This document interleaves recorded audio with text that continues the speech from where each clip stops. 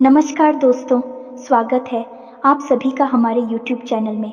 तो दोस्तों, आप सभी को बता दें कि जीवन में आपको इतनी बड़ी खुशखबरी पहली बार मिल रही है। जी हाँ दोस्तों, बधाई हो, आपकी 5 इच्छाएं पूरी होगी और यह देखकर आप चक्कर खा गिरोगे, क्योंकि दोस्तों आप सभी को भगवान ने पहली बार ऐसी खुशखबरी दिया है। आप अपने जीवन में बहुत ही परेशानियों का सामना कर रहे थे, आप वह सब खत्म होगा। अब आपकी किस्मत सोना उगलेगी। स्वयं भगवान आपके घर पधार रहे हैं। जब भगवान किसी के ऊपर अपना हाथ रख देते हैं, अपना आशीर्वाद देते हैं, तो वह इंसान कभी गरीब नहीं होता। जिनके साथ भगवान होते हैं वह सबसे ज़्यादा अमीर इंसान कहलाता है। जिसके पास पैसा धन दौलत रहने से कोई अमीर नहीं होता, वह सबसे ज़्यादा गरीब होता है, क्योंकि उनके पास सिर्फ धन दौलत होता है और उनको कुछ दिखाई ही नहीं देता है। इसलिए आप सभी को बता दें कि अपना संस्कार नहीं भूलना है, किसी का बेइज्जती नहीं करना है, बड़ों का सम्मान करना है, जो मुसीबत में है उसकी मदद करना चाहिए। वैसे इंसान सबसे बड़ा भाग्यशाली इंसान कहा जाता है। जी हाँ दोस्तों, माता रानी आपकी हर मनोकामना पूरी करें और आपकी हर और खाली वक्त में आपके साथ रहे।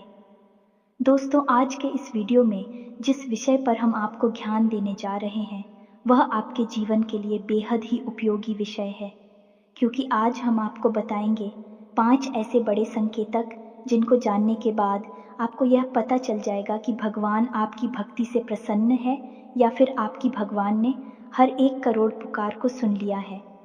हर एक इंसान इस संसार में किसी न किसी रूप में भगवान की पूजा तो करता ही है और उसके मन में कहीं न कहीं यह एक बात अवश्य ही लगी रहती है कि क्या उसकी पूजा भगवान स्वीकार कर रही हैं? क्या उसके द्वारा की गई भक्ति भगवान को प्रसन्न कर पाने में सख्त कहीं ऐसा तो नहीं कि भगवान उसकी भक्ति से प्रसन्न ही नहीं हो रहे हैं, उसकी हर एक पूजा पाठ और मेहनत व्यर्थ चली जा रही है। और इससे भी बड़ी बात दोस्तों, क्योंकि कहीं भक्ति में किसी प्रकार की कोई कमी तो नहीं रह गई है। यदि रह गई है तो उसे कैसे पूरा किया जाएगा? यह दोस्तों आप लोगों के मन में घूमते रहते हैं, तो आज हम आपके इन्हीं सब प्रश्नों के जवाब देने जा रहे हैं। तो आज हम जो संगीत आपको बताएंगे, ये संकेत पूरी तरह से शास्त्रों से लिए गए हैं, वैदिक परंपरा पर आधारित है। प्राचीन काल में हमारे ऋषि मुनियों ने कई प्रकार की साधनाएं, खोजबीन शोध और अध्ययन के बाद कई प्रकार की विशेष जानकारियां अलग अलग ग्रंथों में लिखकर हमारे सामने प्रस्तुत करती हैं। अब ज़रूरत है हम उन ग्रंथों को पढ़ें और जीवन उपयोगी जानकारी को बाहर निकालें। लेकिन दोस्त, हर एक इंसान के बस की बात यह नहीं है, क्योंकि यह एक बहुत कठिन कार्य है। इस कार्य में लग जाता है तो ऐसे में हम आपकी मदद करने के लिए तैयार हैं। हम और हमारी पूरी टीम इस प्रकार की जानकारी को हर वक्त खोजते रहते हैं, निकालते रहते हैं और आपके लिए हम वीडियो के रूप में इस प्रकार की जानकारी लाते रहते हैं। तो अब ऐसे में आप इन संकेतों को अच्छी तरह से देखें, समझें और उसके बाद हमें कमेंट करके बताएं कि आपको इनमें से कौन से संकेत अब तक प्राप्त हो चुके हैं। हम आपको बता दें कि इन 5 में से यदि 3 संकेत भी आपको प्राप्त हो चुके हैं तो आप प्रसन्न हो जाएं, और यदि आपको 1 या 2 संगीत ही प्राप्त हो रहे हैं तो अभी आप हो, लंबा सफ़र तय करना है। कुछ विधियां हम आपको बताएंगे, कुछ विशेष तरीके बताएं कि जिनसे आप जल्द से जल्द भगवान को प्रसन्न कर पाएंगे। और इन सबसे ज़्यादा महत्वपूर्ण दोस्तों कि यदि 5 संगीत आप मिल चुके हैं तो अब आपको प्राप्त होने वाली है कुछ विशेष दिव्य शक्तियाँ। कौन सी है? बुद्धू शक्तियाँ, जो भगवान आपको अपनी भक्ति के उपहार स्वरूप देने वाले, या फिर आपको वह मिल भी चुकी होंगी लेकिन आप उनके बारे में अभी तक कोई एहसास नहीं है। उन दिव्य शक्तियों के बारे में भी हम आपको सारी बातें बताएंगे, तो वीडियो भी हद ही रोचक है। और आपको यह वीडियो पूरी तरह से देखना है। यदि आपने इस वीडियो को मिस कर दिया दोस्तों, तो हम इस बात की गारंटी देते हैं कि आप एक बेहद ही बहुमूल्य ज्ञान से वंचित हो जाएंगे। तो ऐसी गलती बिल्कुल भी ना करें। दोस्तों, हमने बड़ी ही मेहनत के बाद इस वीडियो का संकलन आपके लिए तैयार किया है। हम आपके लिए थाली परोस कर ले आए हैं। अब ज़रूरत है आपको भोजन ग्रहण करने की, यानी कि ज्ञान रूपी भोजन को अपने मन मस्तिष्क में ग्रहण कर लेने की। जी हाँ दोस्तों, यदि आप भोजन को ग्रहण कर लेंगे तो हम मान लेंगे कि हमारी मेहनत सफल हो चुकी है, हमारा प्रयास सफल हो चुका है। इसी के साथ साथ दोस्तों, हम ये भी मान लेंगे कि माई के लिए हमारी भक्ति भी सफल हो चुकी है, क्योंकि अगर हम किसी भी इंसान के जीवन में लेस मात्र भी परिवर्तन लाने में सक्षम होती है, तभी तो हमारी भक्ति सफल मानी जाएगी। कभी भी भक्ति स्वयं के लिए नहीं होती, कभी भी ईश्वर की कृपा स्वयं के लिए नहीं होती, जनहित के लिए होती है। तो यदि हम आपके जीवन में कोई परिवर्तन ही ना ला पाए, आपके जीवन में कोई बड़ा बदलाव ही ना ला पाए, तो हमारी भक्ति निष्फल हो जाएगी, किसी कार्य की नहीं रहेगी। दोस्तों, यकीन मानिए, हम अपने हृदय की गहराइयों से आपसे कहते हैं कि जो भी कार्य, जो भी जानकारी हम आपको दे रहे हैं, डिस्टर्ब उचित माई की भक्ति के द्वारा प्राप्त अनुभूतियों के आधार पर और उन्हीं की और आशीर्वाद के आधार पर हम आपको बताते हैं। बिना माई की अति के इस दास की तो इतनी भी हैसियत नहीं कि वह 2 शब्द बोल सके। बिना शक्ति के तो शिव भी सबके समान होते हैं, और हम जैसे तुच्छ दास की तो हैसियत ही क्या है। तो आप बस हमारे भाव को ग्रहण करिए और हर एक बात को समझने की कोशिश करिए। तो चलिए आज के इस ज्ञानवर्धक वीडियो को शुरू करते हैं। लेकिन इससे पहले आपसे हमारा हृदय से निवेदन है कि कमेंट में पूरे भक्ति भाव के साथ हैं, जय मां काली कृपा करो, अवश्य लिखना, 1 बार नहीं 3 बार लिखना है। वीडियो शुरू करने से पहले हम आप सभी से एक महत्वपूर्ण बात करना चाहते हैं कि हम आप सभी के लिए अच्छे से जानकारी के लिए दिन रात मेहनत करते हैं। बहुत छानबीन करने की बात, आप सभी के लिए हम बहुत अच्छे जानकारियां लेकर आते हैं, जो कि आप सभी के जीवन के लिए बहुत ही ज़रूरी होता है। और दोस्तों, इन सभी के लिए हम आपसे कुछ नहीं चाहते हैं, बस हम इतना चाहते कि आप हमारे चैनल को सब्सक्राइब कर लें और हमारे चैनल से जुड़ जाएं, जिनमें आपको 1 रुपया भी नहीं लगेगा। बस इतना हमारा आप सभी से हाथ छोड़कर प्रार्थना है, निवेदन है। तो हमारा भावना को ज़रूर समझिएगा और हमारे चैनल को सब्सक्राइब कीजिएगा। इससे आप हमारा मनोबल भी बढ़ाएंगे और माई की सेवा करने का एक और मौका हमें देंगे, क्योंकि हम फिर इससे अधिक से अधिक लोगों तक पहुंचने लगेंगे। तो हमारे परिवार से जुड़ जाइए, जल्दी से चैनल को सब्सक्राइब करिए, फिर आगे बढ़ते हैं। दोस्तों, ये संसार अनेक प्रकार के लोगों से भरा पड़ा है, लेकिन ये पर हर एक इंसान है एक माध्यम से एक दूसरे से बिल्कुल ही जुड़ा हुआ है। यूं कहें कि एक दूसरे के समान है और वह माध्यम है भगवान। शायद ही ऐसा कोई इंसान इस संसार में होगा जो किसी न किसी रूप में, किसी न किसी प्रकार से भगवान की भक्ति ना करता हो। अब यहाँ पर लोगों की भावना से ही अलग अलग होते हैं। कुछ बड़ी ही गहराई के साथ भगवान के साथ भक्तिमय संबंध बना लेते हैं, और कुछ थोड़ी थोड़ी शुरुआत कर रही हैं, धीमे धीमे भगवान से जुड़ते जा रहे हैं। और कुछ ऐसे हैं जो मन में कुछ न कुछ संशय रखते हैं, शक रखते हैं। ये तीनों ही प्रकार के भक्त भगवान को फ्री है। लेकिन दोस्तों, इनमें एक प्रकार के भक्त और भी होते हैं जो कि भगवान से लेन देन का सौदा करना चाहते हैं। हमेशा भगवान के मंदिर जाते हैं तो किसी न किसी लालच को लेकर चली जाती है, कोई ना कोई अपनी मनोकामना पूरी करवाना चाहती है। भगवान को साधन समझते हैं और हमेशा इस प्रकार की मनोकामनाएं करती हैं कि आप हमारा यह कार्य करवा दीजिए तो हम 1 से क्या 121 का प्रसाद चढ़ाएंगे, 500 ओक का प्रसाद चढ़ा आएंगे। उल्टी सीधी मांग भगवान के सामने करते खड़े दिखाई देते हैं। और फिर जब उनकी मनोकामनाएं पूरी नहीं होती हैं कि भगवान की सकारात्मक ऊर्जा इस प्रकार कार्य करती ही नहीं है, अन्यथा तू भगवान और एक व्यापारी में कोई अंतर ही नहीं बचेगा। भगवान तो भाव से जुड़ते हैं, भाव से ही चलते हैं। जब ऐसे में उनकी कोई मनोकामना पूरी नहीं हुई तो फिर भी भगवान को अनाप शनाप बातें कहने लगते हैं, अधर्मी हो जाते हैं, अपने धर्म को ही अनाप शनाप अनर्गल बातें कहकर बदनाम करते हैं। ऐसे लोगों को ही राक्षस कहा गया है। दोस्तों, ऐसे राक्षस समाज में जब तक देखने को अवश्य ही मिल जाते हैं।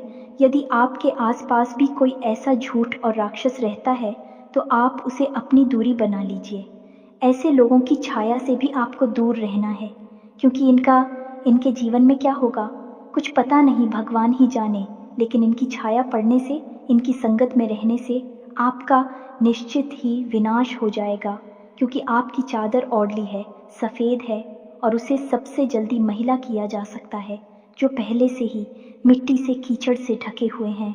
उन्हें कोई क्या करेगा, लेकिन आप इतनी चादर वाली हैं। आप इनके नज़दीक जाएंगे, आपकी चादर में तुरंत दाग धब्बे लग जाएंगे, यानी कि आप मैली हो जाएंगे, तो आप इनसे तुरंत दूरी बना लीजिए। दोस्तों, ये सारी बातें हम आपको इसलिए बता रहे हैं क्योंकि भगवान और भक्त का रिश्ता बेहद ही पवित्र, आत्मीय और भावुक होता है। तो अब यहाँ पर एक प्रश्न आपके मन में अवश्य उठा होगा, दोस्तों, कि भगवान से अपनी मनोकामनाएं पूरी कैसे करवाएं, क्योंकि इंसान की कहीं ना कहीं इच्छा तो होती ही है, क्योंकि वह मंदिर जाकर भगवान की पूजा करके पूरी करवाना चाहता है। अब हम आपको बताएंगे कि सकारात्मक रूप से, भावनात्मक रूप से भगवान को प्रसन्न करने के बाद अपनी मनोकामना कैसे पूरी करवाई जाती है, इसका शास्त्रीय विधान क्या है। लेकिन इस विषय को उठाने से पहले हम आपको मूल विषय की ओर ले चलते हैं कि कौन से 5 बड़े संकेत हैं जो आपको बताएंगे कि आपकी भक्ति सफल है, भगवान ने आपकी प्रार्थना सुन ली है। जब आपको भगवान की कृपा प्राप्त हो जाएगी तो आपको फिर किसी से डरने की आवश्यकता नहीं है। ये दोस्तों, ग्रह नक्षत्र टोना, टोटका, उपाय, काली क्रिया, वशीकरण, उच्चाटन, किसी भी प्रकार की विधि से आपको डरने की आवश्यकता नहीं है, बशर्ते कि शुद्ध भगवान की सकारात्मक ऊर्जा आपको प्राप्त हो चुकी हो। ये दोस्तों, हनुमान जी को जब प्रभु श्री राम ने एक मुद्रिका दी दूर के अंदर इतना बड़ा किया कि वे पूरे समुद्र को ही पार कर गए। प्रभु मुद्रिका मेली मुख माही जलधि लांघी गए। अचरज नाही, तो फिर आपके लिए तो कोई समुंदर भी पार नहीं करना है।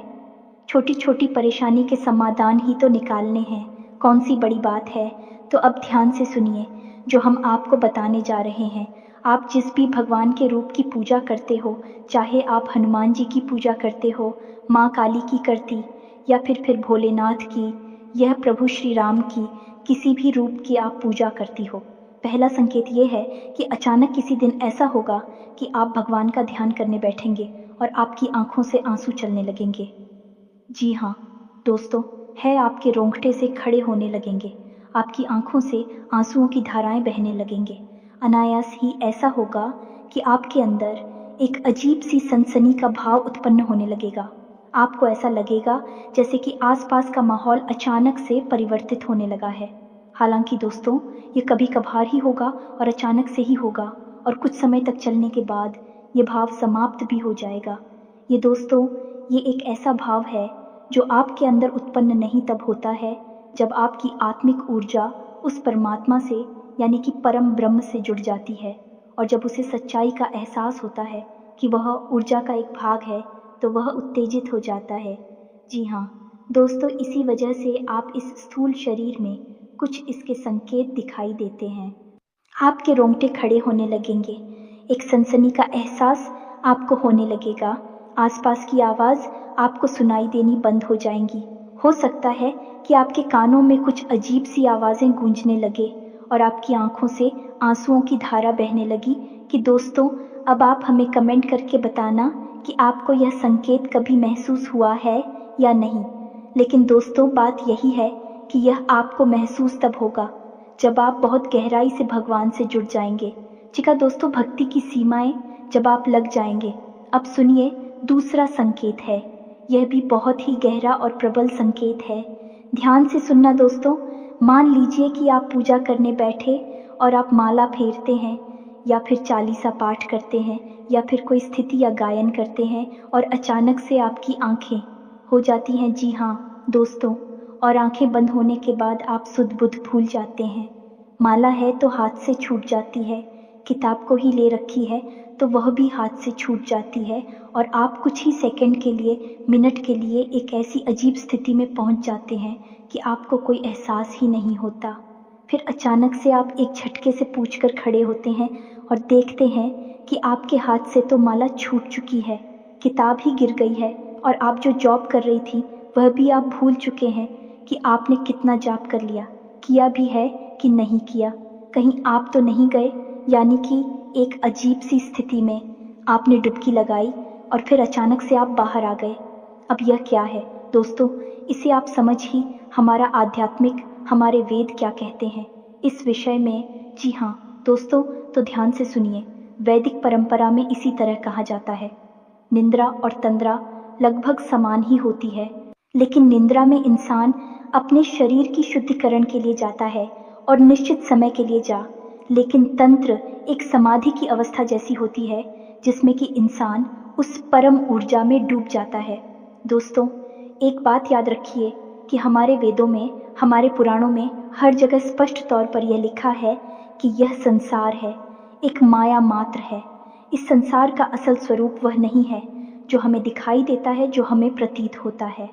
ये सब तो हमारी इंद्रियों के द्वारा प्राप्त की गई जानकारी है जो हमें तरह तरह की सूचनाएं उपलब्ध कराती हैं और माया की रंग बिरंगे खेल हमें दिखाती है। लेकिन यह संसार असल में एक परम ऊर्जा में लबालब डूबा हुआ है, पूरी तरह से सराबोर है, और वह परम ऊर्जा है ईश्वर की यानी ब्रह्म की हो जाए तो आप कुछ समय के लिए उस पर हम ऊर्जा में डूब जाएंगे और इस माया से मुक्त हो जाएंगे, और वही स्थिति होती है तंद्रा की स्थिति। आप हमें बताना कमेंट करके दोस्तों कि क्या आप कभी पूजा पाठ करते समय, भक्ति में लीन होते समय तंद्रा का एहसास हुआ है। अब एक अजीब बात दोस्तों, हम आपको बताएं कि कई महान संतों ने, साधकों ने तंद्रा की इस भाव को इतनी गहराई तक ग्रहण कर लिया कि भी कई घंटों तक और कई दिनों तक इसी भाव में डूबे रहे। जैसे कि परमहंस रामकृष्ण जी इस भाव में 8 दिनों तक बैठे रहे, भगवान खुद भी इसी भाव में 8 दिनों तक बैठे रहे, और स्वामी विवेकानंद भी पूरे 24 घंटे के लिए इसी तरह के भाव में डूबे रहे। और जब ये लोग इस भाव से उठकर बाहर आए, इस संसार में, माया रूपी संसार में वापस आए, तो इन्हें पता ही नहीं चला कि इन्होंने इतना लंबा समय इस तरह के भाव में बिताया था। लेकिन उस समय इन्हें ईश्वर से आकर्षण और परम जुड़ाव का एहसास पता चल गया। आपके साथ ये हुआ है कि नहीं, हमें बताना, भले ही कुछ मिनट 10 सेकंड के लिए ही क्यों ना हुआ है, लेकिन ये तो परम एहसास है दोस्तों। आप जरा सा भी हो गया है तो कल पड़ेगा, और आप उस परम ऊर्जा में विलीन होने के लिए तैयार हैं। ये मानकर चलिए, तो आप हमें बताना आपके साथ हुआ है, कब हुआ है, कितनी बार हुआ है, सब कुछ बताना दोस्तों, हमें बड़ी उत्सुकता रहेगी। अब बात करती हैं तीसरे संगीत की दोस्तों। इस संगीत का नाम है स्थित प्रज्ञ दोस्तों। मैं अब इसे आप समझिए, गहराई से जब आप भगवान से जुड़ चुके हैं, आपकी आस्था बहुत गहरी है, मन में बहुत गहरी भाव और विश्वास है ईश्वर के लिए, तो अब आपकी मनोदशा दोस्तों, अब आपके जीवन में क्या चल रहा है, किस स्थान है, उठापटक है, जीवन में भाग दौड़ है, कुछ बन गया, कुछ बिगड़ गया, सब आपके आसपास होता रहेगा, लेकिन आपके ऊपर इसका ज़्यादा प्रभाव नहीं होगा। यह दोस्त यानी कहने का मतलब यह है कि परेशानियों से आप विचलित नहीं होंगे, आपको क्रोध नहीं आएगा, और आएगा भी तो आप बड़ी जल्दी संभाल लेंगे। और सबसे बड़ी बात दोस्तों, आपके अंदर ही खड़ी डरता का भाव उत्पन्न हो जाएगा, आपके चेहरे पर एक मुस्कुराहट रहने लगे कि आप निर्भीक हो जाएंगे। फिर आपको ऐसा लगने लगेगा कि चलो देखते हैं, जो भी होगा देखा जाएगा। यानी कि ऐसा भाव उत्पन्न होगा जो कि आपको लीडर बना देगा, और यह भाव इसीलिए उत्पन्न होगा क्योंकि आपकी अंतरात्मा यह बात समझ चुकी है कि जो भी सुख और दुख आपको मिलेगी, बल्कि इस संसार के लिए है, इस शरीर मात्र को मिलेंगे। आपकी आत्मा को कोई नहीं कर सकता, कोई सुखी नहीं कर सकता, वह तो परम है, और उस पर हम पूजा के लिए ही बनी है, उसी से निकली है, उसी में लिप्त हो जाएगी, उसी में समाहित हो जाएंगी। यह भाव आपके अंदर उत्पन्न हो जाएगा।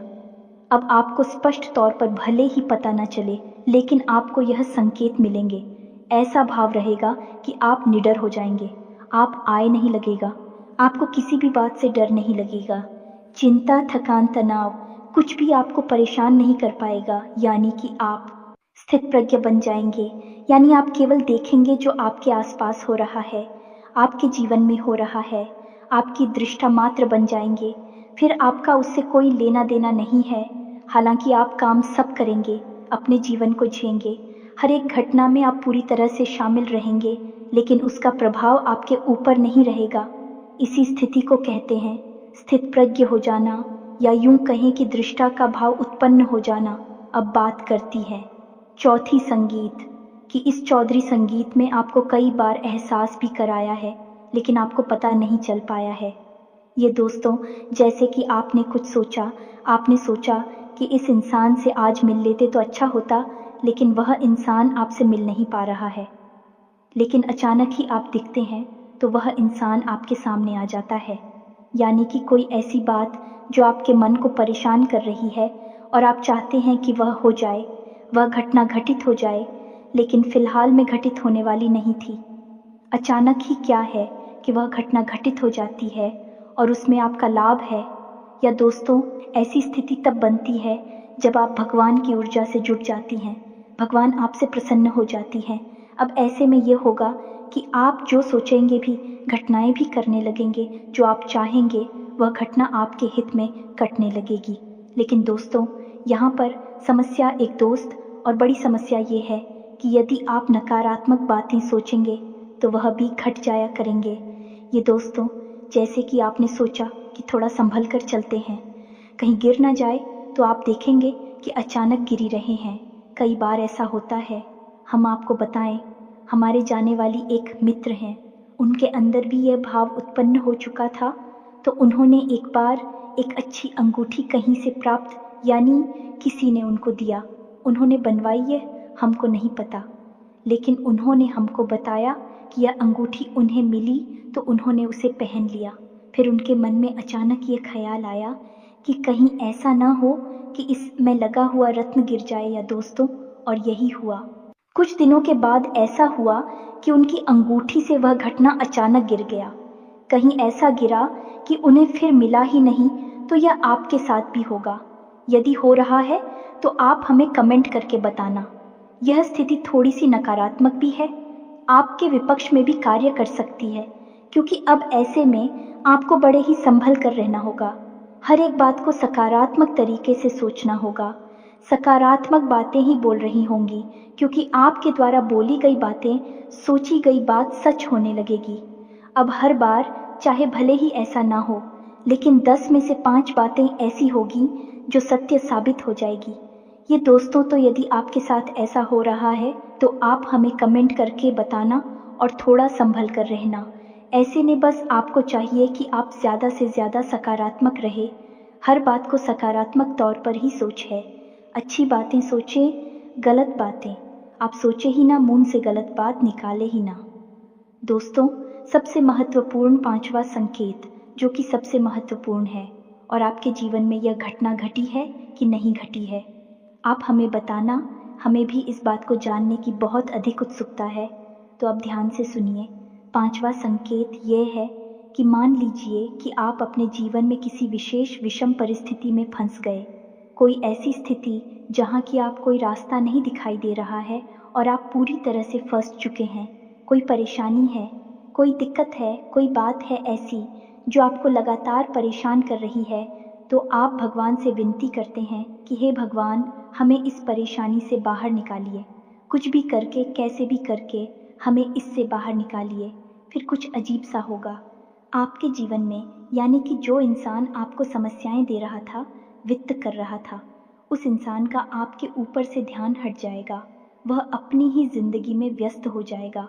आपको परेशान करना तो दूर, आपके बारे में सोचना भी भूल जाएगा।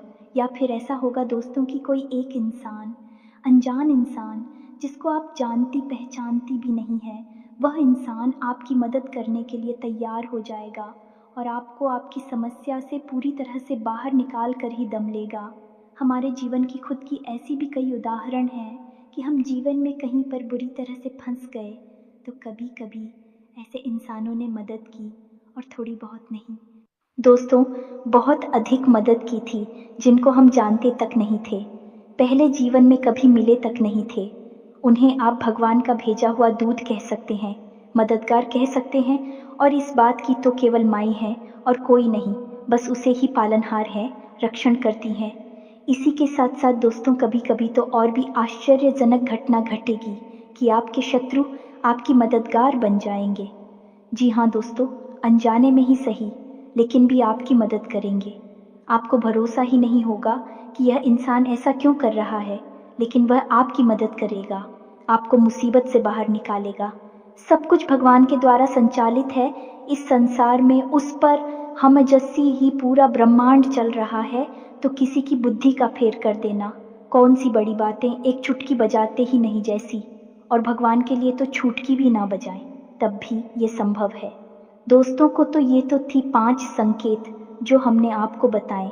अब कुछ छोटे छोटे संकेतों और भी मिलेंगे दोस्तों, जैसे अचानक ही दिन में किसी भी समय आप सुर मंदिर की घंटियां सुनाई दे सकती हैं। कोई भजन भगवान का नाम आपको सुमिरन करता हुआ सुनाई दे सकता है। या फिर आपके दिन में अचानक किसी भी वक्त रोंगटे से खड़ी होने लगेंगे। या दोस्तों अचानक ही आप प्रभु के नाम का स्मरण करने लगेगी, कोई भजन गाने लगी, अचानक ही आप एक धुनी सी रमानी लगेंगे। किसी भी वक्त दोस्तों आपने दिन देखेंगे ना रात देखेंगे, कभी भी आपके अंदर रोज आग जाएगी। जी हाँ दोस्तों, फिर भी आप अनायास अचानक ही भगवान के मंदिर पहुंच जाएंगे। तो ये भी छोटे छोटे से संकेत हैं, इनसे भी भगवान आपकी बात सुन रहे हैं, आपकी भक्ति से प्रसन्न है, ये जाहिर होने लगता है। अब आप हमें बताना कि आपको कौन कौन से सन के दिन में मिले हैं। तो अब बात करती है दोस्तों है कि भगवान को प्रसन्न कैसे किया जाता है। जी हाँ दोस्तों, यदि आपको कम संकेत मिल रहे हैं, ये कोई संगीत मिला ही नहीं है, तो ऐसा नहीं है कि भगवान आपसे रुष्ट हैं, बस आपसे उनकी ऊर्जा जुड़ नहीं पाई। दोस्तों तो आपको क्या करना है दोस्तों, कभी भी भगवान के मंदिर में जाकर ये बात बोलिए, आप हमारा ये काम करवा दीजिए, हमारी नौकरी लगवा देंगे। तो हम आपको RS 500 का 1000 रुपये का या फिर ये करवाएंगे, वह करवाएंगे, घंटा करवाएंगे, छत्र चलाएंगे। ये सब मत बोलिए दोस्तों, ये सब भूलकर आप अपना ही मान मर्दन कर रहे हैं। आप बस सीधे मंदिर चाहिए, कुछ लेना है तो लो, नहीं लेना है तो मत लो, बस भाव के साथ चाहिए और भगवान के सामने बैठ जाइए और भगवान से निवेदन करिए, भगवान से जुड़ जाइए, भगवान को अपने घर का सदस्य बनिए, चाहे पिता समझिए, चाहे भाई समझिए, चाहे मित्र समझिए, कोई एक संबंध भगवान के साथ जोड़ लीजिए। और बिल्कुल ऐसे जैसे आप अपनी सबसे प्रिय जो आपका शुभ चिंतक है उसे अपने जीवन का दर्द सुनाते हैं, वैसे ही भगवान को अपने जीवन का दर्द सुनाइए और आप देखिए कि भगवान आपकी कैसे जुड़ती हैं। दोस्तों याद है ना आपको सुदामा का चरित्र, सुदामा ने कौन सा प्रसाद चढ़ाया था भगवान को, सुदामा ने कौन सी अगरबत्ती लगाई थी, कौन सा हवन किया था, कुछ भी नहीं दोस्तों। रामा का भाव कृष्ण से जुड़ा हुआ था और कृष्ण सुदामा के लिए दौड़े चले आएंगे, पैर भाग के चले आए राजमहल में और सुदामा के लिए दरवाजे तक आए और अपने शुरू से सुदामा की चरण कमल को धोया। दोस्तों आप समझ गए, भगवान भाव के भूखे हैं, हम उन्हें कुछ दे ही नहीं सकते हैं, हमारी हैसियत ही नहीं, औकात ही नहीं कि हम उन्हें कुछ दे सकें। हम केवल उन्हें एक चीज़ दे सकती हैं, वह है हमारा शुद्ध भाव। या दोस्तों अब आप प्रसाद लेकर जाते हैं तो वह तो एक परंपरा है, आप अपने भाव को मजबूत करने के लिए प्रसाद ले जाइए, धूप जलाइए, दीप जलाइए, जो मन है वह करें, लेकिन पूजा बिल्कुल एक मुर्दा शरीर के समान होती है। आपको भाव जगाना पड़ेगा। जब भी आप तकलीफ में हो भगवान को कहिए, भगवान अब आप ही देख लेना, कोई कार्य कठिन आ जाता है, भगवान अब आप ही देख लेना, हम तो बस लगे हैं, काम कर रहे हैं।